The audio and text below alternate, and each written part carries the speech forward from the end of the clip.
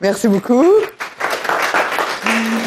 Merci beaucoup. Je suis très contente d'être ici. J'étais étudiante à l'Université de Montréal. J'ai été à plusieurs clubs mathématiques dans ma jeunesse. Alors, je suis contente que maintenant les professeurs de d'autres universités soient autorisés à donner des exposés dans le club mathématique. Alors, je vais vous parler de billets pour les premiers consécutifs dans les progressions arithmétiques. Ce sont des travaux de Lemke, Oliver et Sundara Rajan. Et ma contribution et celle de mes collaborateurs, c'est d'avoir généralisé aux sommes de 2 carrés. Donc, je vais surtout définir les termes et faire un survol et parler des choses qui peuvent être intéressantes pour des étudiants sous-gradués et pas des détails techniques qui sont très intéressants pour les gens qui sont dans le domaine. Alors, on va commencer par les premiers. Combien y a-t-il de nombres premiers? Alors, vous avez probablement vu cette notation. Pi de x, c'est le nombre de premiers plus petit ou égal à x. Alors, pi de x, c'est simplement une fonction qui va en escalier. Alors, au point 2, c'est 1, parce qu'il y a un premier plus petit ou égal à 2. Au point 3, c'est 2. Au point 5, c'est 3. Alors, ce qu'on veut voir, c'est oublier la petite forme de l'escalier, puis imagine qu'on la voit de loin. Alors, si on la voit de loin, bien, cet escalier-là va augmenter d'une certaine façon. Alors, par exemple, si un nombre sur 100 était premier, bien, ça augmenterait comme une droite de slope, de pente, 1 sur 100. Alors, c'est ça qu'on veut savoir. Alors, qu'est-ce qu'on veut dire par compter le nombre de premiers? On voudrait avoir une fonction lisse qui approxime bien, quand on regarde de loin, cette fonction en escalier. Alors, il va falloir que j'aie un peu de vocabulaire pour définir ça. La notation, c'est on va dire que la fonction f de x est asymptotique à la fonction g de x, où f de x, c'est la fonction qu'on veut approximer. G de x, c'est notre fonction lisse qui approxime bien. Alors, si la limite du quotient, quand x tend vers l'infini, est 1. On peut écrire ça de façon différente. On peut dire que f de x, c'est g de x plus un erreur terme. Évidemment, si on... ET pour error term, j'aurais pu marquer terme d'erreur. Et si on divise par f de x, on voit que le terme d'erreur divisé par g de x va tendre vers 0. Évidemment, le terme d'erreur tel qu'écrit, c'est f de x moins g de x. Ça ne donne pas d'information. Ce qu'on veut, c'est borner le terme d'erreur. Alors, on peut aussi dire que f de x, c'est g de x plus grand O. On veut dire le terme d'erreur est borné par une fonction h, qui est aussi une fonction agréable. Et on dit grand O parce que si c'est borné par h ou 2h ou 100h, c'est pas important. Il peut avoir une constante.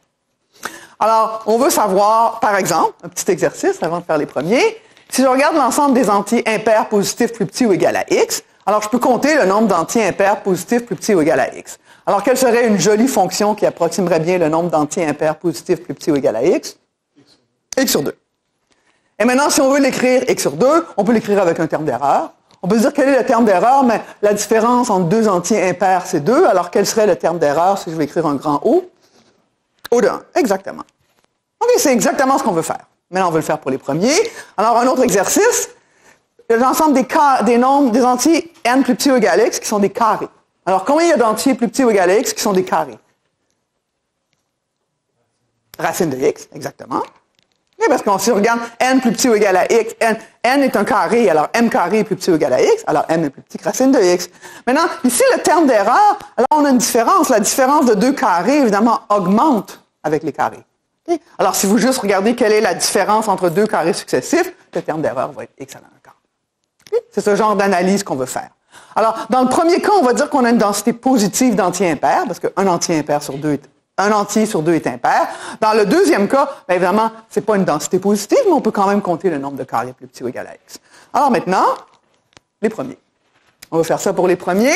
Alors, c'est le théorème des nombres premiers, dû à Hadamard et de la Vallée-Poussin, qui va nous dire pi de x, le nombre de premiers plus petit ou égal à x, c'est asymptotique à une certaine fonction lisse, qui est... est-ce que vous savez... Non, parce qu'en fait, il y a plusieurs réponses à cette question, et c'est ça qui est intéressant. Est-ce que quelqu'un veut dire une réponse que vous savez? Je ne m'attends pas à ce que vous le déduisiez, mais peut-être que quelqu'un sait la réponse. Pardon? OK, voilà, exactement. Je m'attendais plutôt à cette réponse, exactement. X over log x. Alors, on peut voir que la limite du nombre, évidemment, on peut voir. C'est la preuve du théorème des nombres premiers, okay, qui a été... la preuve est inspirée par les travaux de Riemann qui peut-être ont été faits 50 ans avant. Ça a quand même pris 50 ans pour faire la preuve. Alors, on peut dire x sur log x, qui est d'habitude la réponse que les gens disent. Alors, c'est une densité qui n'est pas une densité positive, parce que log x tend vers l'infini. Alors, c'est pas 1 sur 100, 1 sur 1000, 1 sur 1 million, c'est plus petit que ça. Et il y a une autre façon de l'écrire, cette façon-là. Évidemment, il faut que les deux fonctions soient asymptotiques. Si je donne 2 réponses, il faut que les 2 réponses soient asymptotiques. Alors, on peut dire x sur log x, ou on peut dire l'intégrale logarithmique, qui est l'intégrale de 2 à x de dt sur log t. Okay? Alors, pourquoi ces 2 réponses-là sont valides? C'est un exercice de voir qu'on peut calculer l'intégrale. Alors, si je calcule l'intégrale par partie, effectivement, le premier terme, c'est x sur log x. Alors, la limite du quotient de ces deux fonctions-là donne 1. Donc, les deux fonctions approximent pi de x, dans le sens que j'ai donné. Mais il y a sûrement une fonction qui va approximer mieux pi de x que l'autre, parce que le terme, c'est x sur log carré de x. Alors, une fonction est certainement meilleure que l'autre. Évidemment, on veut avoir un bon terme d'erreur. OK. La réponse Li de x, en fait, est la réponse naturelle, et c'est une observation de Gauss, le second asymptotique pour le théorème des nombres premiers. Gauss a écrit dans une lettre, et je pense qu'il a écrit quelque chose comme « c'est quelque chose que je me suis rendu compte quand j'étais un enfant », ou quelque chose comme ça, qui dit que la probabilité qu'un entier n soit premier, c'est 1 sur log n. Okay? C'est l'observation de Gauss. Mais qu'est-ce que ça veut dire que la probabilité d'un entier n soit premier et 1 sur log n? Premièrement, c'est le langage probabiliste de la théorie des nombres, qui est encore utilisé énormément aujourd'hui. Alors, si la probabilité qu'un entier soit premier, c'est 1 sur log n, alors le nombre de premiers devrait être la somme des probabilités. Alors, le nombre des premiers devrait être la sommation n plus petit égal à x à log n. Et maintenant, remplacer une somme par une intégrale, il y a un très petit terme d'erreur. Okay? La somme, l'intégrale, c'est pas différent. Comment on évalue cette somme, d'habitude? En la remplaçant par une intégrale. OK, voilà d'où vient le Li de x, et je vais souvent utiliser ça. La probabilité qu'un entier soit premier, c'est 1 sur log n. C'est-à-dire que si vous prenez une suite et à chaque fois vous avez un d, 1 sur log n, et vous roulez et vous dites premier, vous allez obtenir le bon nombre de premiers. Évidemment, les premiers ne sont pas aléatoires. Les premiers sont les premiers. Mais pour ce qui est de nombre, on a ça. D'ailleurs, s'il y a des questions à tout moment, évidemment. Pour ceux qui ne l'auraient pas vu quand j'étais petit gars, petite fille, pourquoi c'est vrai que la probabilité d'être un premier, c'est 1 sur log n? Non, c'est l'observation. Ben, pourquoi c'est vrai, c'est le théorème des nombres premiers? Parce que, qu'est-ce que c'est? Non.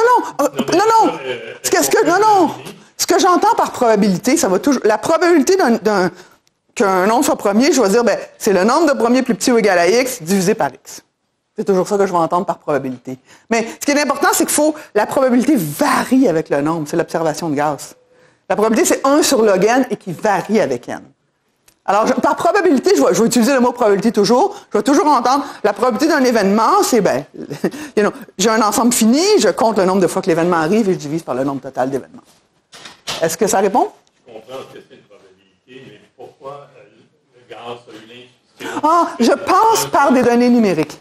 Mais on va voir ce que ça veut dire. Parce que si je dis la probabilité qu'un entier soit plus petit, alors si j'imagine que c'est un modèle probabiliste, cette chose-là, ça va aussi me dire c'est quoi le terme d'erreur. C'est une marche aléatoire avec une certaine probabilité. Puis on sait quel est le terme d'erreur d'une marche aléatoire avec une certaine probabilité. C'est exactement ce que j'allais dire. OK. Pourquoi Li de x est une meilleure réponse que x sur log x? C'est à cause de l'hypothèse de Riemann, on peut dire. L'hypothèse de Riemann stipule que les zéros de la fonction zeta de Riemann, que j'écris sommation n égale 1 infini sur 1 sur n à la s. Alors évidemment, cette fonction-là, en tant que série, est définie seulement pour la partie réelle de s est plus grande que 1. Mais si vous avez fait un cours d'analyse complexe, il y a cette merveilleuse propriété des fonctions complexes que si je les connais dans un certain domaine, elles définissent uniquement la fonction partout. Alors il y a une fonction qui vaut cette fonction-là quand s est plus grand ou égal à 1, qui est la fonction zeta de Riemann, quand s est plus grand que 1. Alors, l'hypothèse de Riemann stipule que les seuls zéros de cette fonction-là sont quand la partie réelle de S est égale à une demi. Évidemment, on ne peut pas mettre une demi là-dedans pour avoir des zéros, mais on peut mettre une demi dans la formule qui étend cette formule-là. OK, ce sont les zéros de la continuation analytique. À S égale 1, la fonction 1 pôle. OK? Je suis sûr que vous avez entendu parler de l'hypothèse de Riemann. L'hypothèse de Riemann est équivalente à ce résultat que j'ai écrit, que pi de x est Li de x avec un très bon terme d'erreur. X à la une demi. Alors, x sur log x, disons, Li de x, c'est comme un x sur log x amélioré, et le terme d'erreur, racine de x, ce qu'on appelle le square root cancellation, ce qui nous ramène aux probabilités. Parce que si on a une marche aléatoire avec une certaine probabilité, on va avoir cette square root cancellation. Je m'excuse que je ne sais pas comment dire en français. Alors, c'est une des raisons pourquoi Li de x est une meilleure approximation. L'autre raison, c'est on peut regarder ce qu'on a. Alors, c'est une acétate que j'ai volée à Andrew Granville qui est spectaculaire. Alors, à gauche, la colonne de gauche, c'est le nombre de premiers plus petit ou égal à x. Alors, on compte le nombre de premiers plus petit ou égal à 10 à la 3. On compte le nombre de premiers plus petit ou égal à 10 à la 27, on obtient ce nombre-là. À droite, c'est Li de x, l'approximation, moins pi de x. Évidemment, Li de x moins pi de x, c'est pas un entier. Li de x, c'est pas un entier. J'approxime à l'entier le plus près. OK, c'est des nombres énormes, j'approxime à l'entier le plus près. Alors, on voit que le terme d'erreur est racine de x. Parce que racine de x a la moitié des décimales de x. Alors, on voit très bien que, le terme d'erreur est certainement racine de x expérimentalement. et en même temps, on vérifie expérimentalement l'hypothèse de Riemann, sans avoir à regarder les zéros de... Oh, évidemment, jusqu'à 10 à la 27, c'est le problème. Il y a aussi quelque chose de très étrange qu'on remarque sur la colonne de droite. Okay? Si on a un terme d'erreur aléatoire qui est x à la 1/2, on ne s'attend pas vraiment à ce que ça soit toujours plus grand que x à la 1/2 ou plus petit. On voit que le terme d'erreur est toujours... J'ai pas de valeur absolue. LI de x est toujours plus grand que pi de x. Pas toujours, mais jusqu'à 10 à la 27. Okay? En fait, c'est LI de x, on sait que LI de x va devenir plus petit que pi de x un nombre infini de fois. Et je pense que la première fois, j'aurais dû regarder, c'est 10 à la... La première approximation, c'était 10 à la 10 à la 10 à la 10 à la 41. Maintenant, on est rendu à 10 à un nombre de l'ordre de la centaine. Alors, oui, LI de x va devenir plus petite que pi de x, mais personne ne le verra jamais. Okay? Et cette chose-là aussi s'appelle un biais, mais ce n'est pas le biais dont je vais parler. Okay, je m'excuse, il y a tellement de choses intéressantes, peut-être que j'en dis trop, mais quand on voit ça, c'est quand même assez frappant. C'est relié au biais de Chebyshev. C'est un exemple du biais de Chebyshev, mais avec l'approximation de LI de x. OK, alors, voici... OK, là, on a vu le nombre de premiers, on a vu que c'est LI de x avec un excellent terme d'erreur. Maintenant, on veut compter les premiers dans les progressions arithmétiques. Dans mon exposé, j'avais premier, progression arithmétique consécutive. Alors, premier, c'est fait, progression arithmétique. Les nombres premiers sont équidistribués dans les progressions arithmétiques, ce qui veut dire que si je prends A et Q des entiers positifs, j'ai besoin que A soit copremier à Q. Si je compte le nombre de A copremier à Q entre 1 et Q, on dénote ce nombre par phi de Q, la fonction de Euler. Alors, on veut compter les premiers qui sont congrus à A mod Q. Qu'est-ce que ça veut dire? Mon premier s'écrit comme un certain multiple de Q plus A. OK. Si Q égale 4, on peut avoir P est congru à 1 mod 4 ou P est congru à 3 mod 4. Alors, on ne peut pas avoir évidemment P est congru à 0 mod 4 ou P est congru à 2 mod 4. C'est la condition que A et Q doivent être copremiers, parce que P serait premier. Bien, évidemment, il y a P serait pair. Évidemment, il y a un premier pair que j'ai marqué. Alors, il y a deux cas. Ou bien les premiers sont congrus à 1 mod 4, comme 5, ou bien les premiers sont congrus à 3 mod 4, comme 7, ou bien 2, mais c'est seulement un nombre. OK, alors, qu'est-ce que ça veut dire que les premiers sont équidistribués dans les progressions arithmétiques? Ça veut dire que si je regarde le nombre de premiers plus petits ou égal à x qui sont congrus à A mod Q, chaque classe a exactement le même nombre. Et le nombre de classes, c'est phi de Q. Alors, dans le cas de 4, il y a le même nombre de nombres premiers qui sont congrus à 1 mod 4 que le nombre premiers qui sont congrus à 3 mod 4. Alors, voici ce que j'ai écrit. Le nombre de premiers congrus à A mod Q, c'est 1 sur phi de Q, pi de x. Maintenant, si je veux approximer, comme on a dit, LI de x, c'est la bonne approximation. 1 sur phi de Q, LI de x, a aussi un terme d'erreur qui est x à la 1/2 plus epsilon, avec une dépendance en Q. Okay? Quand Q devient grand, c'est toutes les questions des zéros de Siegel et des choses qui sont intéressantes, mais ici, Q est fixé. Alors, tout peut dépendre de Q. OK, c'est un théorème. OK, maintenant, je vais voir les premiers consécutifs dans les progressions arithmétiques.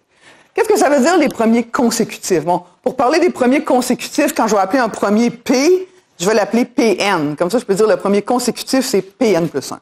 Je leur donne P3, c'est le troisième premier. P4 est le quatrième premier. Alors, je dénote par Pn le nème nombre premier. C'est une conjecture de Charlock. On a une infinité de nombres premiers qui sont congrus à, je vais dire mode 4 pour être simple. On a une infinité de premiers qui sont congrus à 1 mode 4, tel que le premier suivant est aussi congru à 1 mode 4, et le premier suivant est aussi congru à 1 mode 4, et on peut avoir 100 en ligne. Okay? Le nombre K peut varier. Alors, c'est une conjecture de Charlotte. Est-ce qu'il y a une infinité de premiers qui sont congrus à A mod Q, et le suivant, et le suivant, et le suivant, et le suivant. On note qu'ici, on ne regarde pas de paire de premiers ou de K-tube de premiers. Chaque premier détermine uniquement, chaque premier détermine complètement le premier successif. Quand je parle du premier 3, le fait que 5 soit le premier successif, le premier 3 me le donne déjà. Alors, cette conjecture qu'il y a une infinité de tels premiers, ça a été démontré par Chiu, et James Maynard a démontré que la borne inférieure pour ce nombre de premiers est la borne qu'on croit qui est vraie à une constante près. Okay? Parce qu'évidemment, souvent les gens disent que ça ne devrait pas être pi carré de x, parce qu'ils pensent qu'on compte les paires de premiers, mais en fait, encore, on compte les premiers. Et on compte les premiers qui ont une propriété et que leurs premiers suivants ont une propriété. Et le seul cas qu'on va regarder, c'est 2 premiers successifs. Alors, A, B et Q sont des entiers positifs. A et B sont congrus à Q pour qu'on puisse avoir des premiers qui satisfont la congruence. Alors, ma notation que je vais toujours utiliser, puis le nombre de premiers plus petit ou égal à X, tel que le premier est congru à A mod Q, le premier suivant est congru à B mod Q. Alors, j'ai mon Q, j'ai mon A, j'ai mon B. Ici, je l'écris Pn plus petit ou égal à X, Pn est congru à A mod Q, Pn plus 1 est congru à B mod Q. Par exemple, oui? J'imagine qu'on a fixé Q pour le résultat de Maynard, non? Oui, je ne sais pas si la borne peut dépendre de Q. C'est la question. Je n'ai pas vraiment regardé la référence. Je suis sûr que oui. Je suis sûr que la borne va dépendre de Q. Ben oui, évidemment, parce que la congruence... je vais dire dans quelques secondes quelle est la conjecture. Évidemment, la congruence devrait avoir des phi de Q à la K. Hein? Parce qu'à chaque fois... Oui. Mais Q est fixé. Il y a la question de dire si Q varie avec X, qu'est-ce qui se passe? Non, Q est toujours... J'aurais dû écrire Q. Est-ce qu'il y a le résultat de cette forme où on a une dépendance du nombre Q? Je ne sais pas. Il faudrait regarder parce que, évidemment, je sais que la preuve de Maynard depuis a été généralisée à d'autres contextes et ça me semble très intéressant, mais je n'ai jamais vraiment regardé. Je pense qu'après ça, Banks, Turnish, Butternut et d'autres personnes ont généralisé cette preuve à d'autres contextes avec des estimés plus précis, mais je ne me rappelle pas vraiment. Mais certainement, pour quelqu'un qui fait de la recherche dans le domaine, c'est intéressant de regarder, certainement. OK, maintenant, quelle est la réponse? On va toujours dire, les modèles probabilistes, on suppose que les premiers sont distribués avec une telle probabilité, que tout va bien, qu'il n'y a pas d'obstruction. Alors, avec les modèles habituels basés sur la distribution aléatoire des nombres premiers, qu'est-ce qu'on peut dire pour le nombre de premiers plus petit ou égal à X qui sont congrus à A mod Q et le suivant est congru à B mod Q? Alors, je vais juste écrire mon petit argument, je vais sommer les probabilités. Alors, le premier truc en bleu ici, c'est la probabilité qu'un nombre soit premier et congru à A mod Q. C'est le théorème de Dirichlet. La probabilité qu'un nombre soit premier, 1 over log n. Puis dans le théorème de Dirichlet, il y avait 1 sur phi de Q en avant. Alors, qu'est-ce que c'est que j'entends par probabilité? C'est le nombre de premiers plus petit ou égal à X congru à A mod Q divisé par le nombre total entier. C'est la probabilité. Maintenant, OK, ça c'est Pn est congru à A mod Q. Maintenant, le deuxième, comme j'ai dit, le deuxième, c'est le prochain premier. On n'a pas besoin de dire quelle est la probabilité qu'il soit premier. Il est premier. C'est le prochain premier. C'est pour ça que cette question est difficile. Qu'est-ce que ça veut dire, le prochain premier? Alors, le prochain premier est congru à B mod Q. Le prochain premier, on fait l'hypothèse, a priori, que les deux événements sont indépendants. Que le fait que le premier soit congru à A mod Q ne va pas vouloir dire que le deuxième est congru à B mod Q. Et tout le monde croit ça. Il n'y a personne qui va croire d'autre chose que ça. Alors, on fait, les probabilités sont indépendantes. Alors, le deuxième premier, il a une chance sur phi de Q. Et maintenant, on fait la somme. Et quand on fait la somme, on obtient 1 sur phi de Q au carré pi de X ou 1 sur phi de Q au carré Li de X. Alors, c'est la conjecture que tout le monde va croire. Et les données numériques que je vais vous mettre, évidemment, ça s'appelle billet, alors peut-être que ça ne sera pas si simple. J'ai pris Q égale à 10. Alors, il y a 4 classes inversibles mod 10 qui sont 1, 3, 7, 9. Maintenant, j'ai pris, au lieu de prendre, je prends x0 tel que pi de x0 est 10 à la bit. C'est-à-dire, je prends les premiers 10 à la bit premiers. Et maintenant, je regarde dans les premiers 10 à la bit premiers. Alors, quand est-ce que le premier est congru à A mod 10 et le suivant est congru à B mod 10? Alors, il y a 16 cas, parce qu'il y a 4 cas pour A et 4 cas pour B. Et est-ce que ça va pour tout le monde? Ici, c'est le nombre de premiers plus petit ou égal à x0 qui sont congrus à la paire AB. Le premier est congru à A mod B, le suivant est congru à A mod 10, le suivant est congru à B mod 10, et je fais juste compter. Alors, vous faites rouler l'ordinateur, et je vais mettre les chiffres. Alors, vous voyez comment ma table est faite. 1, 1, 1, 3, 1, 7. C'est beau pour tout le monde? OK, et voici les chiffres. OK, chaque case devrait avoir environ 6 250 000. Il y a clairement quelque chose qui se passe ici. Et puis quand le papier de Lemke, Oliver et Sand est sorti, il y a eu beaucoup d'articles parce que ça semble un fait surprenant. Évidemment, ils n'ont pas seulement remarqué ça, ils ont expliqué ça. Et beaucoup de gens ont dit, « Mais non, c'est sûr que c'est pas vrai, je vais prendre mon ordinateur, je vais le faire rouler et je vais obtenir d'autres choses. » Parce que ça semble très surprenant. Parce qu'on croit le 1 sur phi carré pi de x. Alors, mais ce truc-là semble un peu différent du 1 sur phi carré pi de x. Les nombres varient beaucoup. Par exemple, il y a des nombres qui sont très petits là-dedans, qui sont vraiment surprenamment petits. Alors, je vais les mettre en rouge. Ces nombres-là sont beaucoup plus petits que les autres. Et qu'est-ce qu'on remarque pour les nombres qui sont beaucoup plus petits que les autres? Ils se ressemblent beaucoup, mais on remarque d'autres choses. Quand est-ce que les nombres qui sont plus petits que les autres apparaissent? Oui, quand A est égal à B. Il semble que quand A est égal à B, ou en fait quand A moins B est 0, c'est vraiment ça qui va être, il semble qu'il y a quelque chose qui se passe. Okay? Puis, pour le reste, si on groupe les nombres, ici les données sont peut-être pas assez grandes, mais si on groupe les nombres par la valeur de B moins A, mais ici, il faudrait grouper par la valeur de B moins A et la valeur de A moins B, sommer les deux, on verrait que ces nombres-là se ressemblent. Les nombres sont par catégorie. La catégorie la plus évidente, c'est B moins A égale 0. OK, alors, il y a certainement un biais contre les paires de classe AA, c'est ce qu'on remarque. OK, qu'est-ce que c'est ce que j'appelle le biais de Lemke-Oliver et Sundararajan? Alors, ce qu'ils ont fait, c'est qu'ils ont utilisé un argument qui est basé sur les conjectures de Hardy et Littlewood, et la plupart de mon exposé va être d'expliquer ça. Et les conjectures de Hardy et Littlewood, elles sont partout en théorie des nombres. Elles sont partout pour utiliser la distribution des nombres premiers. Évidemment, elles parlent des nombres premiers. Elles ne sont pas montrées, mais il y a une conjecture très précise pour la conjecture, avec une constante très précise. Et au bout du compte, cette constante-là nous dit vraiment, vraiment beaucoup de choses sur des questions sur les nombres premiers. Alors, en utilisant cet argument-là, ils ont obtenu une conjecture pour pi de x QAB. Évidemment, la conjecture ne va pas contredire ce que j'ai dit avant. Par contre, il y a un énorme terme secondaire. Un énorme terme secondaire qui dépend du fait que A moins B est 0 ou non. Alors, c'est ce que je vais mettre, leur conjecture. Alors, j'ai Q un entier positif, A et B mod Q qui sont copremiers à Q. Et tel que AB n'est pas congru à B mod Q, c'est pour la première ligne. Pour la deuxième ligne, c'est le même A. Alors, effectivement, notre intuition est vraie, c'est le terme principal. On est content. Par contre, il y a ici, j'ai mis le terme principal en facteur. Au lieu de mettre il y a un énorme terme d'erreur. Si vous regardez, comme j'ai mis le terme principal à 1, il faut comparer le terme d'erreur à 1, mais log x over log x, cette fonction-là, elle varie pas beaucoup.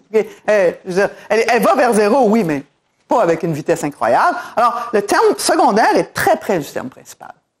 Si vous connaissez des trucs dont je n'ai pas parlé, comme le biais de Chebyshev, le biais de Chebyshev, le terme principal, on va dire, est x. Le biais de Chebyshev arrive à x à la 1/2, très, très loin de x. Alors, le biais de Chebyshev est très subtil. Ce biais-là n'est pas du tout subtil. Le terme secondaire est très gros par rapport au premier. Il est subtil de prouver le théorème, mais il influence beaucoup les données. On remarque que le biais est très grand. On remarque aussi que quand A égale à A, cette paire-là, la constante, parce que le biais est du même ordre, mais la constante est phi de Q sur 2, alors qu'ici, la constante est 1/2. Alors, le biais, évidemment, il y a un moins, là. Celui-là, un moins, celui-là, un plus. J'aurais dû dire, c'est un biais contre ces classes-là, et le biais contre est beaucoup plus gros que le biais pour. Okay? Ce qui explique les données qu'on a. OK, alors, ce que j'ai dit, c'est le papier de Lemke-Oliver et Sand commence là. Comment on fait pour obtenir ça? Pense que je vais pas... OK. Je ne m'en rappelle pas vraiment ce que je dis après. Je suis sûr que c'est très logique, mais on va y venir. OK. Le premier terme secondaire explique le biais contre les classes AA. Voilà ce que j'ai dit. Et il y a aussi un second terme secondaire dont je n'ai pas parlé ici. Évidemment, ici, le terme secondaire est le même parce que A égale A, c'est toujours le même. Le terme secondaire dépend de la différence, finalement, entre B moins A, mais le symétrique de la différence. Ici, on a un terme secondaire qui fait que quand B moins A plus B est fixe, on peut mettre les choses par classe.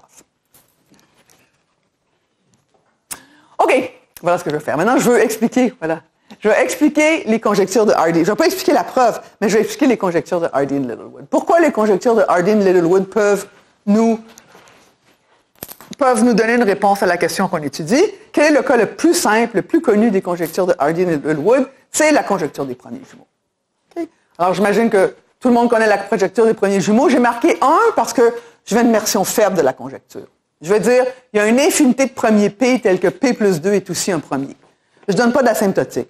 Voilà pourquoi c'est la version faible. Alors, c'est la conjecture des premiers jumeaux qui est toujours ouverte, malgré les développements complètement spectaculaires qui ont été faits. J'imagine que vous êtes au courant, surtout qu'ils ont été faits à l'Université de Montréal. La conjecture des premiers jumeaux est toujours ouverte, mais il y a eu des progrès spectaculaires dans les dernières années. Alors, en avril, je mets le mois, parce que 2013 a été une grosse année. Alors, en avril 2013, Yitang Zhang, à la surprise générale, a montré qu'il y a une infinité de premiers qui diffèrent par O plus n pour un entier n plus petit que 70 millions. Okay? Évidemment, on veut n égale 2, mais ce résultat n'était pas connu avant. On ne savait pas qu'il y avait une infinité de premiers qui diffèrent par un nombre borné qui n'augmente pas avec la taille des premiers. C'est ça l'idée. Alors, 2, évidemment, est un nombre borné qui n'augmente pas avec la taille des premiers, mais 70 millions aussi. En novembre 2013, James Maynard, qui était un postdoc à Montréal, a montré avec une technique complètement différente l'infinité de premiers qui diffèrent par O plus n, et la technique est d'une certaine façon beaucoup moins compliquée, plus conceptuelle. L'entier n peut être pris plus petit ou égal à 600. Et quel est le record? On peut dire, OK, maintenant, c'est le résultat qui est paru en novembre 2013. Alors peut-être que depuis, les gens ont amélioré. Est-ce qu'on se rend jusqu'à 2? On se rend jusqu'à 246. Alors 246, c'est James Maynard, Terry Tao et un projet intéressant qui s'appelait Polymath, où les gens faisaient des maths, finalement, en temps réel. Ils écrivaient un papier, je pense qu'il y avait une dizaine de collaborateurs, et le papier, on pouvait voir en temps réel qu'ils écrivaient le papier, qu'ils mettaient des arguments, et à la fin, ça convergeait que la meilleure valeur qu'on peut obtenir, c'est 246.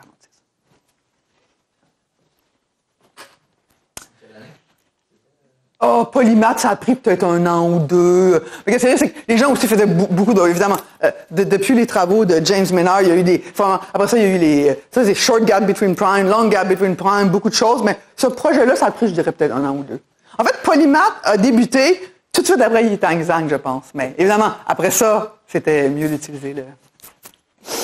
C'est drôle parce que si on allait, puis moi je faisais vraiment, on allait puis on voyait vraiment les gens, tu sais, qui écrivaient un truc comme, je sais pas si vous connaissez Overleaf, on pouvait vraiment voir le papier qui, en temps réel, changeait, les gens qui mettaient un argument. Quelqu'un disait, X, je comprends pas ça, peux-tu simplifier la preuve? On allait voir le lendemain, X avait simplifié la preuve.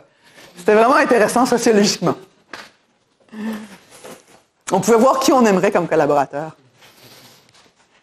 OK, la conjecture des premiers jumeaux 2, c'est-à-dire la forme asymptotique, et c'est cette forme-là qu'on va utiliser pour prouver plein de choses à propos des nombres premiers, sous l'hypothèse de la conjecture des premiers jumeaux 2. En fait, sous l'hypothèse de la conjecture de Hardy-Littlewood. Ça, c'est le cas simple. Le nombre de premiers plus petit ou égal à x, tel que P plus 2 est premier, c'est asymptotique à une constante, fois x over le x sur log carré de x. Okay? Le x sur log carré de x, je pense qu'on peut voir d'où il vient avec l'argument probabiliste. Je vais le réécrire. Et la constante est donnée par ce produit eulérien. Et aussi, on peut voir où la constante vient. C'est ça qui est intéressant. OK. D'où vient cette conjecture? Cette conjecture est due à Hardy-Littlewood, dans le cas général.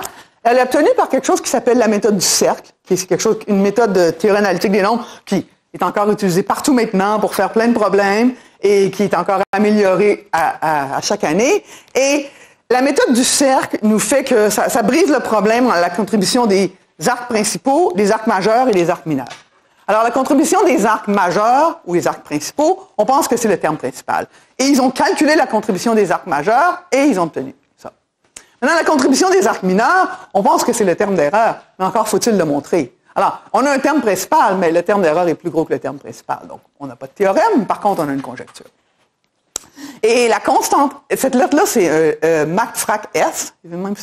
C'est la lettre S parce que c'est une série singulière. Okay, leur constante, a priori, était une somme. C'est une somme sur les arcs majeurs, mais on peut écrire cette somme comme un preuve.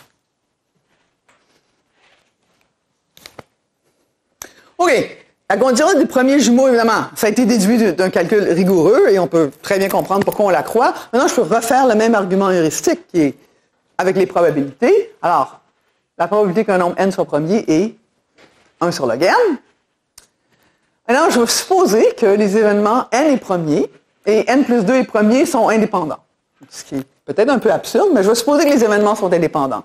Alors, quand deux événements sont indépendants, la probabilité que les deux événements arrivent en même temps, la probabilité que n soit premier et n plus 2 soit premier, est le produit des probabilités. Maintenant, le produit des probabilités, mais c'est la probabilité que n soit premier, 1 sur log n, la probabilité que n plus 2 soit premier, 1 sur log de n plus 2. Log de n plus 2 ou log n, c'est la même chose. Alors, c'est 1 sur n carré, log de n carré. Parce qu'on veut que... Dans les premiers consécutifs, on disait, le prochain, il est premier, mais ici, on ne sait pas. Alors, on multiplie la probabilité, puis on obtient ça. Maintenant, je somme les probabilités et j'obtiens la conjecture de Hardy-Littlewood, sauf la constante. La probabilité que n plus petit ou égal à x, tel que n et n plus 2 sont premiers, je vais sommer 1 sur log n carré, qui est la probabilité, je vais obtenir x sur log carré de x. OK. si je fais le même argument heuristique en supposant que la probabilité que n soit premier et n plus 1 soit premier sont des événements indépendants, je vais obtenir que le nombre d'entiers plus petit ou égal à x, tel que n et n plus 1 soient premiers, c'est x sur log carré de x. Est-ce que cette réponse vous satisfait? Est-ce que vous pensez que c'est vrai? Je ne vais pas utiliser n plus 2, j'ai juste dit, les événements sont indépendants. Combien il y a d'entiers n tels que n et n plus 1 sont premiers? Pardon? Il y en a un, 2 et 3. Parce que n et n plus 1 sont premiers, un des deux est pair. Un nombre, si on prend n et n plus 1, un des deux nombres est pair. Et il n'y a qu'un premier qui est pair. OK, alors, clairement, peut-être qu'il faudrait réajuster notre argument parce qu'on peut montrer quelque chose de complètement faux. Il n'y a qu'un seul entier de la sorte, soit n égale 2. Pourquoi? Parce que n ou n plus 1 est pair. Ça s'appelle une obstruction locale modulo p égale 2. Quand on regarde mode 2, maintenant, un des nombres est pair, donc on fait le premier. Et c'est exactement ce que cette constante mesure. Elle mesure les obstructions locales. Et c'est très intéressant parce qu'on peut déduire la constante. Alors, là, je vais faire... Là, c'est des vraies probabilités. Alors, je veux dire, quelle est la probabilité que n et m ne sont pas divisibles par p? OK? Et ici, n est un nombre, m est un nombre. Ils sont indépendants. C'est mon setting. Je dis, quelle est la probabilité qu'un entier ne soit pas divisible par p? Ben, je vais dire, je vais le réduire mode p. Si c'est congru à 1 mode p, ou 2 mode p, ou 3 mode p, c'est bon. Il n'est pas divisible par p. Par contre, quand il est congru à 0 mode p, il est divisible par p. Alors, la probabilité qu'un entier soit pas divisible par p, c'est p moins 1 sur p. Je pense que tout le monde est d'accord avec ça. Maintenant, j'ai dit n et m, ils sont deux entiers, j'en prends deux, sont indépendants. Alors, ça va être p moins 1 sur p au carré. Maintenant, le numérateur, OK, j'ai n soit pas divisible par p, ben il ne faut pas qu'il soit 0 mode p. Mais il ne faut pas non plus que n soit moins 2 mode p. Parce que si n est moins 2 mode p, ben n plus 2 va être divisible par p. Alors, il faut que j'évite deux classes. Et mes nombres ne sont clairement pas indépendants. Okay? Alors, j'obtiens... Avec ce calcul simple, le dénominateur est moins compliqué que le numérateur, peut-être p moins 1 sur p au carré. Et le numérateur, ben, si je veux que n et n plus 2 ne soient pas congrus à 0 mode p, il faut que j'évite la classe 0 et il faut que j'évite la classe moins 2. Et la classe 0 et la classe moins 2 ne sont pas les mêmes parce que p n'est pas égal à 2, ce qui est important. OK, alors, ce sont les facteurs de la constante de Hardy-Littlewood. Ce qui est fascinant parce que la méthode du cercle n'utilise pas du tout ces arguments heuristiques. Mais à la fin, effectivement, la constante décrit les probabilités locales. OK, maintenant, on veut la conjecture de Hardy-Littlewood en général. Alors, on va avoir H1 jusqu'à HR des entiers. Je vais compter les nombres n plus petit ou égal à x, tels que n plus H1 est premier, n plus H2 est premier, jusqu'à n plus HK. OK, au lieu d'avoir 2, n et n plus 2, je peux en avoir 5. N plus 2, n plus 5, n plus 17, n plus 22. À moins qu'ils soient tous divisibles par quelque chose. Alors, il y a aussi des obstructions locales, mais la constante va s'occuper des obstructions locales, donc tout va être beau. OK, alors, je vais utiliser souvent la fonction indicatrice des nombres premiers, qui vaut 1 si n est premier et 0 sinon. Je vais écrire la somme comme ça. Et maintenant, en utilisant la probabilité que chaque nombre est premier, je ne l'ai pas réécrit, je vais obtenir x sur log x à la r, parce que j'ai r condition. Je veux que r nombres soient premiers, qui sont indépendants. Ils ne sont pas tout à fait indépendants, mais magiquement, si j'utilise ma constante avec mes produits locaux, ça va marcher. OK, pourquoi? Parce que la constante est donnée par... Exactement, que j'ai juste réécrit ce que j'avais écrit avant, mais maintenant j'ai R nombre, alors c'est un peu compliqué, mais je suis sûr que je pourrais donner ça en devoir et tout le monde serait capable de calculer cette chose-là. Surtout quand P ne divise pas aucun des HI. Si P divise des HI, c'est plus compliqué. Et quand la constante est, quand il y a une obstruction locale, quand c'est pas possible, quand c'est comme n et n plus 1, la constante va nous le dire parce que la constante va être 0. OK, un exemple de cette conjecture-là, je pourrais regarder les premiers plus petits égal x, tels que n est premier, n plus 2 est premier et n plus 4 est premier. Puis je pourrais demander, alors combien il y a d'entiers? Est-ce que vous pourriez me donner un exemple de n tel que n est premier, n plus 2 est premier et n plus 4 est premier? 3, 5, 7. Est-ce qu'on peut en donner un autre? Il y a une histoire drôle à propos d'un étudiant gradué de Princeton, dont en fait on sait le nom, qui a laissé l'ordinateur rouler longtemps sur cette question. Mais en fait, il n'y en a pas, et c'est facile de voir ça parce que toujours un des nombres n et n plus 2 et n plus 4 est divisible par 3. Si vous les réduisez mode 3, on va obtenir les 3. Alors, il y en a toujours un qui est divisible par 3. Ça peut être n, ça peut être n plus 2, ça peut être n plus 4. Alors, il y a combien de premiers divisibles par 3? Il n'y en a qu'un, ce qui est le cas que vous avez dit. 3, 5, 7. Alors, cet ensemble-là a un nombre, le nombre 3. Mais évidemment, la constante va être 0. Quand on va calculer la constante, ce que j'ai dit, pourquoi ça ne marche pas? Parce que toujours un de ces nombres est divisible par 3, ça va faire que la constante est 0. Okay? Et quand on écrit comme ça, si je demande d'en écrire 10 en ligne, c'est pas évident de savoir s'il y a une obstruction locale. Mais la constante va nous le dire. Puis évidemment, on a seulement besoin de regarder l'obstruction locale pour un nombre fini de premiers qui divise les différences des h et en fonction des h. OK. Maintenant, qu'est-ce que ça a rapport avec les premiers consécutifs? OK. Ce que je voulais vous dire, c'est que voilà les conjectures de Hardy-Littlewood. Elles sont très utiles pour faire plein de choses. Par exemple, pour étudier les premiers dans les intervalles, les premiers dans les courts intervalles, les premiers évidemment dans les progressions arithmétiques. Elles peuvent aussi être utilisées pour utiliser les premiers consécutifs. Alors, ma fonction indicatrice, 1p de n, ça vaut 1 si n est premier, 0 sinon. Maintenant, je veux utiliser cette fonction-là pour écrire ma fonction qui vaut 1 si n et n plus h sont des premiers consécutifs et 0 sinon. Okay? Alors, je veux dire n et n plus h, est-ce que ce sont des premiers consécutifs? Mais évidemment, il va falloir que j'aille 1p de n. Il faut que n soit premier. Il va falloir que j'aille 1p de n plus h. Il faut que n plus h soit premier, mais il faut que j'aille quelque chose d'autre. Il faut que j'aille quoi d'autre? Et ça, exactement. Entre les deux, il faut que j'aille 1 moins 1p des nombres. Il faut que n soit premier, n plus h soit premier, et qu'aucun entre ne soit premier, parce que ce sont des premiers consécutifs. Alors, c'est facile d'écrire cette fonction-là. C'est exactement ce que vous avez dit. N est premier, n plus h est premier, et le produit fait t égale 1 dit n plus 1 n'est pas premier. N plus 2 n'est pas premier, jusqu'à n plus h.1 n'est pas premier. Et maintenant, je vais écrire ce que je veux compter, ce qui est le nombre de premiers plus petit ou égal à x, tel que le premier est congruent à a, le suivant est congruent à b. Je vais l'écrire comme ça. Okay? N plus petit ou égal à x, n est congruent à a, n est premier. Maintenant, je vais dire, OK, le suivant. Maintenant, le suivant, ben, j'ai beaucoup de cas pour le suivant. Je ne sais pas tellement c'est quoi le suivant, mais ici, je vais dire, OK, non, c'est-à-dire, ici, j'ai dit, pour chaque h, je vais dire le suivant est n plus h. Voilà ce que j'ai écrit ici. Le suivant est n plus h. Alors, il faut que j'aille cette chose-là. Et maintenant, je vais dire le suivant est congru à b. Au lieu d'écrire n plus h est congru à b, j'écris h est congru à b moins a. Okay? Alors, mais évidemment, je fais la somme sur tous les h parce que le suivant, c'est peut-être n plus 2, c'est peut-être n plus 3, c'est peut-être n plus 4, c'est peut-être, je ne sais pas c'est quoi le suivant. Mais il y a un suivant. OK, alors, on réécrit la fonction comme ça. Et ce qui est vraiment important ici, c'est que ce b-a, quand ce b-a est 0, très caché dans les calculs qu'on ne va pas aborder, quelque chose de spécial va arriver. Okay? C'est pour ça que j'ai écrit b-a et non pas a et b. OK, alors j'ai simplement réécrit la première ligne. J'ai réécrit le nombre de premiers plus petit ou égal à x congru à a mod q, le suivant est congru à b, avec cette formule avec les h. Maintenant, j'explose cette formule-là. Incroyable de termes quand j'explose, parce que ce produit ici, bien évidemment, je vais l'exploser. Alors, quand je vais exploser le produit, je ne vais pas avoir seulement un produit de 3 fonctions indicatrices, je vais avoir plein de fonctions indicatrices. Alors, j'ai celui-là. Maintenant, dans chaque facteur du produit, je peux prendre ou bien 1, ou bien 1p de n plus t. Il faut que je traite tous les cas. Il va y avoir une fonction. On peut imaginer comment ça va être compliqué. Alors ici, j'ai écrit un terme où j'ai décidé de prendre 1 tout le temps, sauf de prendre 1p de n plus t une fois. Ça va donner quelque chose comme ça, où je vais sommer sur tous les t.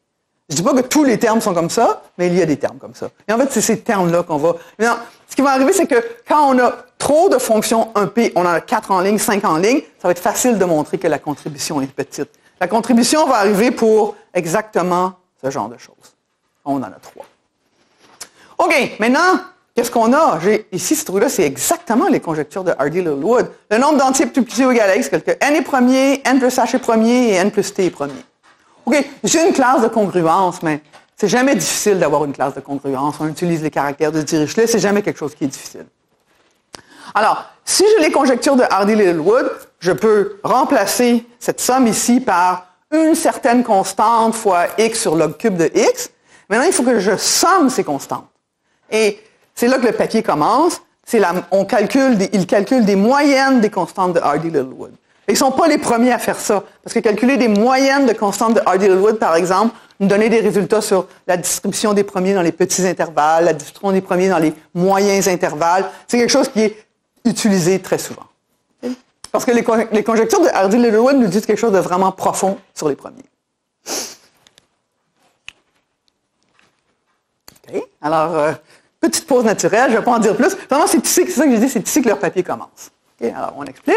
Et maintenant, on va juste, pour la fin de l'exposé, aller à quelque chose de peut-être donner des montrées numériques et aller à quelque chose où je vais donner moins de détails.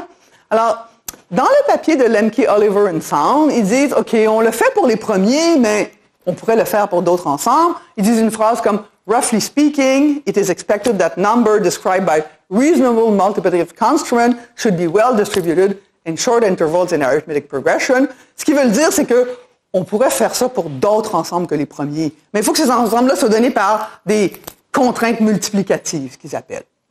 Alors évidemment, quand je lisais ce papier-là et j'ai vu cette phrase, je me disais, mais pourquoi pas, pourquoi pas? Je veux dire, c'est un papier qui a l'air intéressant. Ça peut être une bonne, de considérer un autre contexte peut être une bonne façon de lire le papier. Et effectivement, avec mes collaborateurs Lucille Devine, J.B. Nam et Jeremy Schlitt, on a généralisé le résultat à un autre ensemble qui sont les nombres qui s'écrivent comme la somme de deux carrés. Alors, on a regardé, est-ce qu'il y a un biais dans le cas des nombres qui s'écrivent comme la somme de deux carrés? Essayer de généraliser leurs travaux. Il y a des différences, il y a des similarités. Et oui, il y a un biais, mais il y a beaucoup de différences dans le biais et je vais expliquer les différences qui sont au premier niveau, qui sont évidentes. C'est ce que je vais faire dans le reste de mon exposé. Alors, c'est quoi les nombres qui s'écrivent comme la somme de deux carrés? Bon, là, j'ai pris 51 à 60, puis je pense pas que c'est un bon ensemble pour que vous deviniez quels sont les nombres. Alors, tout ce que j'ai fait, c'est que j'ai gardé les nombres qui s'écrivent comme la somme de deux carrés entre 51 et 60. Okay? J'ai écrit leur factorisation parce que described by reasonable multiplicative constraint, ça a rapport à la factorisation des nombres. Okay? J'ai écrit leur factorisation, puis après ça, j'ai regardé, avec le théorème, c'est pas tellement évident ce qui arrive. Je ne sais pas s'il y en a de vous qui ont déjà vu dans un cours qui savent savez-vous quel premier s'écrive comme la somme de deux carrés? Quel premier s'écrit comme la somme de deux carrés? Oui? 5 s'écrit comme la somme de deux carrés. 13, qu'est-ce que 5 et 13 ont en commun? 3 et 7. 3 et 7, non, hein? Parce que vous n'avez pas dit 3 et 7. 3 et 7 et 11, non. Exactement. Les premiers congrus à 1 mod 4 s'écrivent comme la somme de deux carrés. C'est un résultat dû à Fermat. Okay? Et les premiers congrus à 3 mod 4, ça c'est facile à prouver, ne s'écrivent pas comme la somme de deux carrés. Il suffit de réduire mod 4. Puis on voit, un carré, c'est congru à 0,1 mod 4. Alors, pour les premiers qui s'écrivent comme la somme de deux carrés, il faut qu'ils soient congrus à 1 mod 4. Alors ici, on a un seul premier. Il n'est pas congru à 1 mod 4. Il ne s'écrit pas comme la somme de deux carrés. Maintenant, il faut mettre ces premiers-là ensemble. Et c'était un résultat qui est dû à Euler. Alors, un premier n peut s'écrire comme la somme de deux carrés s'il y a seulement si tous les premiers congrus à 3 mod 4, qui sont les vilains premiers, apparaissent avec des exposants pairs dans la factorisation de n. J'aurais dû écrire. Oui, alors évidemment, en particulier, les premiers congrus à 3 mod 4, dans leur factorisation, apparaissent avec un exposant impair. Alors, ils ne peuvent pas. Okay? Alors, c'est ce qu'on appelle des contraintes multiplicatives raisonnables. On va dire, OK, maintenant, c'est toujours comme ça qu'on va penser à ces nombres. On va dire, OK, je regarde les nombres tels que dans leur factorisation, les premiers congrus à 3 mod 4 doivent apparaître avec un exposant pair, et je veux compter combien il y a de nombres. Comme ça.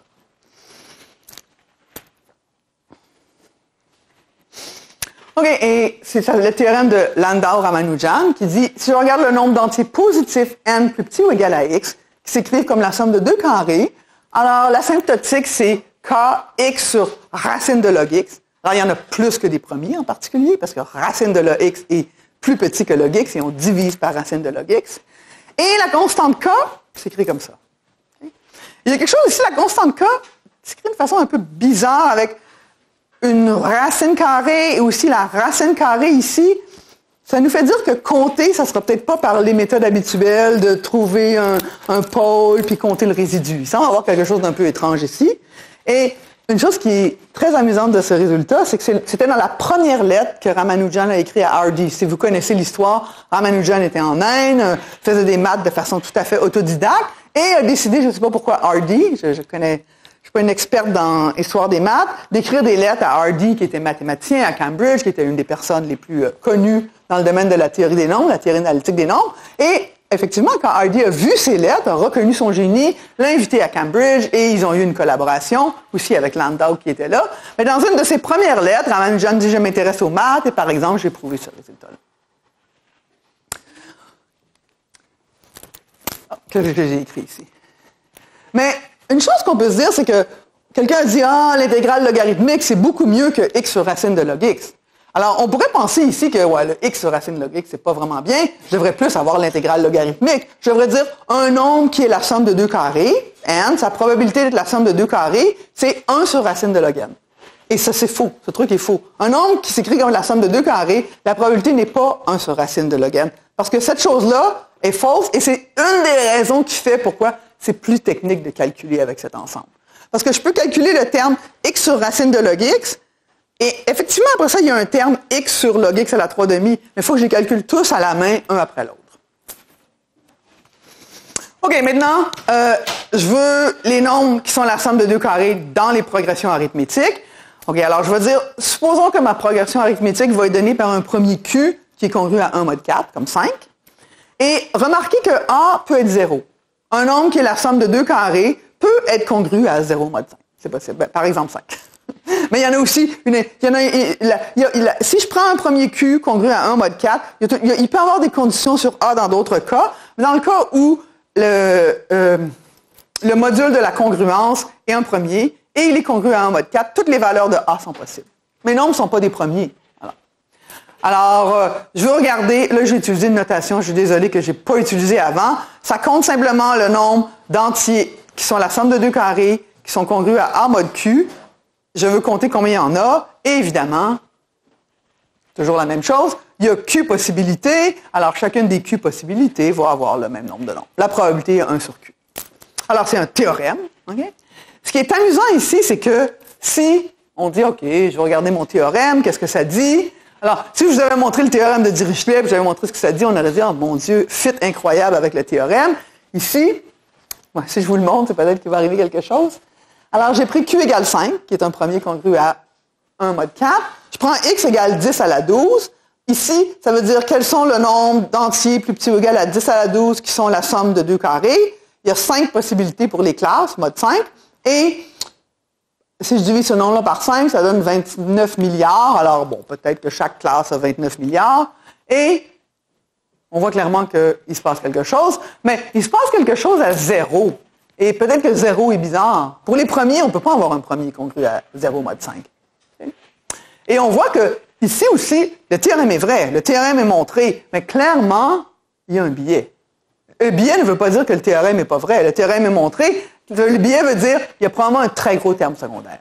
Et le fait qu'il y ait un très gros terme secondaire, ben, premièrement, c'est sûr qu'il y a le 0, mais c'est aussi que pour calculer le prochain terme, x sur racine de... Il faut que je calcule tous les termes à la main dans ce cas-là. Je n'ai pas d'intégrale logarithmique.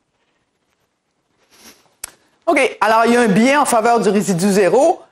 C'est pas du tout le biais de Lemke, Oliver et Sundararajan. J'ai pas de nombres qui sont la somme de 2 carrés successifs, j'en ai qu'un. Mais il s'adonne que, dans ce cas-là, il y a un biais juste au niveau des congruences de un nombre, au niveau du théorème de Dirichlet. Et en fait, quand on a commencé à regarder ça, on n'a pas fait de données pour ça, on fait les données pour successifs qui sont la somme de 2 carrés, puis on a vu que toutes nos données étaient très bizarres, puis on s'est aperçu, ah mais oui, il y a un biais à ce niveau-là, puis la constante n'était pas vraiment écrite dans la littérature, même si c'est une question très simple. Alors, on a écrit le théorème pour ce biais-là. Alors, si Q est congru à 1 mod 4 est un premier, alors le nombre de la somme de 2 carrés plus petit ou égal à x qui sont congrus à A mod Q, c'est ce qu'on pense. Le nombre total, qui est Q log x à la 1/2, divisé par le nombre de classes. Q, c'est vrai, avec un biais. Puis encore une fois, le biais est très gros par rapport au terme principal. Ici, j'ai x sur log x à la 1/2, puis là, j'ai x sur log x à la 3/2, et j'ai un biais avec une constante CA qui dépend de A, et quand A est 0, et quand A n'est pas 0, ma constante est différente. Et encore une fois, quand A est 0, ma constante est beaucoup plus grosse que quand A n'est pas 0. Il y a aussi un biais pour les classes qui ne sont pas 0, mais le biais est beaucoup plus petit. Okay? Et ici, j'ai écrit, alors voici les données expérimentales. Okay? Ça ne fit pas tellement avec diviser par 5 le nombre total. Voici le terme 1, ici. Alors, ça ne fit pas tellement avec les données. Maintenant, voici le terme 1 plus le terme 2, en prenant le biais en compte. Évidemment, la classe 0 augmente et les autres classes diminuent. Okay. Et ce n'est pas du tout ce qu'on veut étudier, mais c'est quelque chose d'amusant. OK, là, ici, je voulais écrire, là, je vois que le temps roule un peu. Alors, c'est quelque chose peut-être plus qui explique la différence entre compter les premiers et compter les nombres qui sont la somme de 2 carrés. Analyse complexe, on a une singularité. Dans le cas du théorème des nombres premiers, on a un pôle. Alors, quand on a un pôle, la singularité, c'est le résidu. Dans le deuxième cas, la fonction génératrice, c'est la fonction du zeta de Riemann à la 1/2. Alors, on a une singularité qui n'est pas un pôle. Alors, calculer la contribution de la singularité est technique. Il faut calculer terme par terme. OK. Alors, je pense que c'est peut-être ma dernière acétate. Je m'excuse si je suis un peu en retard. Alors, somme de 2 carrés consécutifs dans les progressions arithmétiques, qui est la question originale. Alors, je veux compter le nombre de nombres qui s'écrivent comme la somme de 2 carrés, qui sont congrus à A mod Q, et le suivant, complètement déterminé, est congru à B mod Q. Évidemment, avec les modèles habituels, c'est ça. Évidemment, je vais vous dire, on s'attend à ça, mais les données vont être surprenantes, mais ça ne veut pas dire que le théorème n'est pas vrai, ça veut dire qu'il y a un énorme terme secondaire. Alors, on s'attend. Alors, combien de classes y a-t-il? On peut prendre tous les A et B, même ceux qui sont congrus à 0 mod Q. Alors, il y a Q carré classe, et on se dit, chaque classe donne le même nombre de nombres qui sont la somme de 2 carrés. Maintenant, on peut se dire, mais attendons, quand un nombre s'écrit comme la somme de 2 carrés, il aime vraiment ça être congru à 0 mod Q. Alors, on peut s'attendre que quand on veut 0, 0, vraiment, il va en avoir beaucoup plus, parce que les nombres aiment être congrus à 0 mod Q. Alors, on peut s'attendre que l'observation qu'on a eue va introduire un biais. Si A est 0 ou B est 0, surtout si A et B sont 0, il devrait en avoir plus, parce qu'il y a plus de nombres qui sont congrus. Et voici les données. Alors, Q est 5, X est 10 à la 11, et j'ai donc 25 boîtes, parce que A et B peuvent prendre les valeurs entre 1 et 5. Et si je regarde le nombre total d'entiers qui sont la somme de 2 carrés, sous ma borne, j'en ai 622 millions. Et maintenant, je regarde comment c'est distribué dans chaque boîte. C'est le même format que ma table avant. Évidemment, ça ne semble pas vraiment qu'il y en a le même nombre dans chaque boîte. Okay? Et ça ne semble pas vraiment non plus que la classe 0, 0 est tellement... Si mes nombres sont congrus à 0 mod 5, il y en a plus. Mais s'ils sont congrus à 0 mod 5 et le suivant est congru à 0 mod 5, il y en a moins. C'est quand même... ça veut dire que le biais pour que les deux classes soient pareilles est beaucoup plus gros que le biais pour avoir la classe 0. Et on va le voir, je vais montrer le théorème. Alors, clairement, AB sont les mêmes, donne le plus petit. Et ici, comme mes données sont plus grosses, je peux aussi voir que quand B moins A est une constante, les nombres sont pas mal pareils. Les nombres en vert, c'est B moins A égale 2. Les nombres en bleu, c'est B moins A égale 1.